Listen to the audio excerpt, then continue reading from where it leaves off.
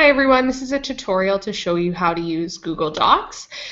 So the first thing that you'll need to do is actually open a Google Doc. So you can either do that from your Drive by clicking New and then Google Docs, or if you just want to go to a normal Google page, and as long as you're already signed in, you can click the little box and find the Google Docs icon and click on that. So then it will bring you to this page here. Probably for education, you would mostly be using the blank one. Same with your students, unless you want to try out one of the other templates that they have available. So once I've clicked on blank, it brings me to this. And if you're familiar with Microsoft Word, this will be really easy for you because most of the tools are the same and look the same. So you shouldn't have too much trouble finding what you're looking for. So to start, I can give it a title up here, and I just want to click on it. Hopefully yours goes a little bit faster than mine. And then I can call it whatever I want to.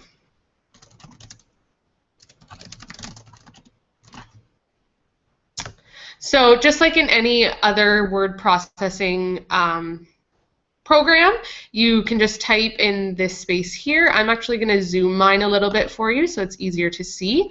But then I can just start typing.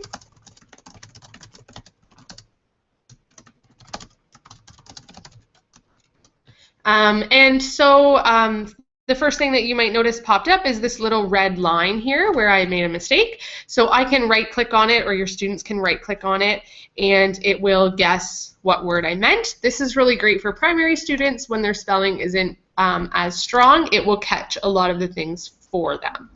Another thing that you might be noticing is up here as I type new things,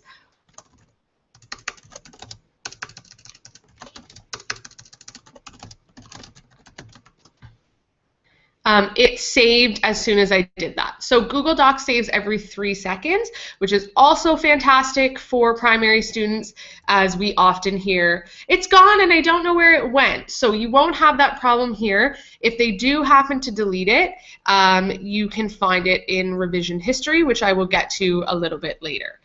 So other things that you can do, just like in a normal word processing program, you can change the font. So there's a lot of different fun ones. I happen to have a lot.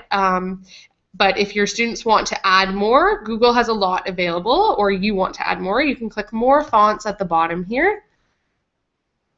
And it will give you a ton of choices that they have. You just select the ones that you like and then click OK. And it will always be added now. You can make it bigger, obviously, or change the color. And many of the same rules apply as would a normal word processing program. So right now my settings are for English, but in case you are in an immersion school, you still have that option as well. So to find that, I would go File, Language, and then I can change it to whatever I need it to be as far as languages. So there is even the French Canada setting that you could use as well if you're an immersion teacher.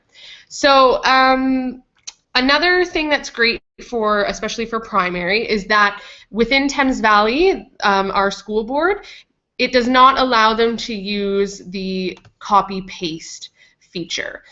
They can still use the codes, the Control-C, Control-V, if you want to show them that, but they will not be able to go onto a web page and highlight and right-click copy and then paste it. It won't allow the paste feature. So that can be really good for plagiarism and making sure that they have things in their own words. Another feature that you can use is inserting. You can put in pictures, you can put in links, whatever you need to do. One that is very useful when doing collaborative projects is the table feature. So what you can do here is have students put in a table, And then each student is in charge of recording in their appropriate column. And what's great about Google Docs is they can all be in there at the same time as long as they're on different devices. So they can be adding things to their columns at the same time as someone else is adding to their column, which can be really useful. If you don't have that many devices to go around, you can have them change font. So when they add something, they either change the font or the color so that you can tell who wrote what. Or if on day one you have one student log in and then the next day another student logs in, you can use the revision history feature that I was talking about before. So to find that, you're going to go into File, see Revision History, and I can see who edited what on what day. So I might notice that on day one, when so-and-so was logged in, a lot of information was added when they were responsible for typing. And then on the second day, when someone else was logged in, less was added. So you're not guessing who did what on what day. You have all that information there. And then I can just click the arrow back to go back to my actual document. So another way that you might want to use this for collaborating, as I said, they can all be logged in at once. So in order to do this, whoever created the document originally is going to click Share, and then they can add it with another student. Within Thames Valley School Board, if they start typing the person's name, as you saw, the email comes up right away. So they don't even have to know the person's email address. They can just start typing their name and click Send. And now that person has access to this document. They can be in there at the same time. And again, I can use that revision history to see who added what. So along with this sharing feature, you may have them add you. So here I have a document that my student Franklin worked on, and I'm going to share it with me, the teacher. So I'll show you as I start typing in my last name. I'll get it here, and then it has now been added to my drive. So to find that as the teacher, I'm going to go within my drive, shared with me, and in a minute here,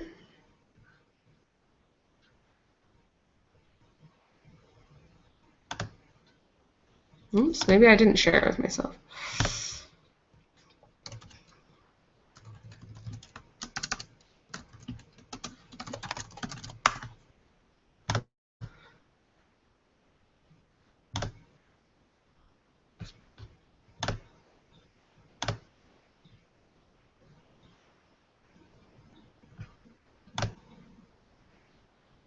Sometimes it can be a little slow.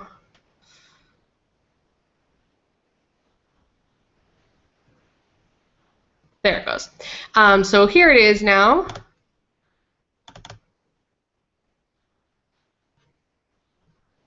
So this is Franklin's document that he's been working on, and I now have access to it as the teacher.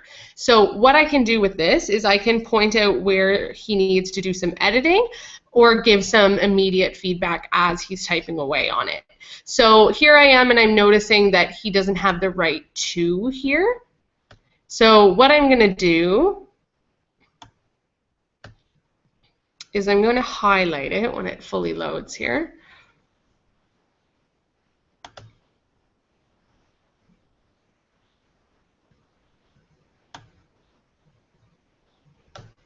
And then you'll see this little comment thing popped up as I did that. So I'm going to click on that. And now I can say to Franklin, this is the wrong to, and I can click comment. This little pink thing is showing me that Franklin is also in this document at the same time as me.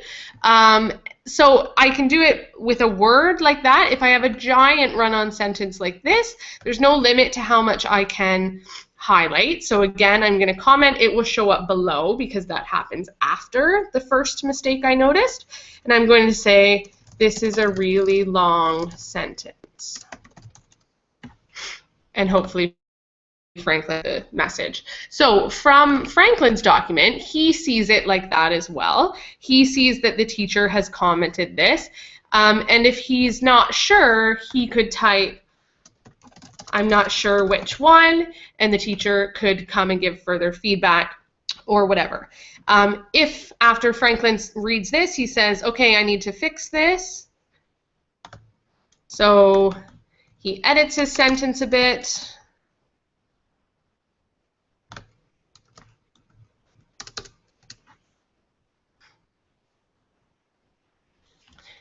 Then myself, as the teacher, I might say, "Okay, Franklin made those improvements, so I'm going to resolve it." I still can access all that feedback I gave them. It just will look a little bit neater on the side for the student, and they can keep track of what they still need to do. To access those comments again, I can just click comments, and I can see the feedback that I gave him throughout his writing process, which can be really good for assessment purposes later when you're trying to assess the final product. So in general, there's a lot of ways that you can use this, both for just publishing purposes for one student, as well as collaborative projects, as we saw over here with the charts, or even with sharing one page and just having students write from their account. One more tool that allows you to differentiate for students is a voice-to-text feature. So you can click Tools, Voice Typing, and this little microphone pops up on the side. And then I can say, after I click this, I might say, "This tool is really great for students with high needs who may not be able to type. It also might be good for primary students, especially because they have to tell it where to put a period."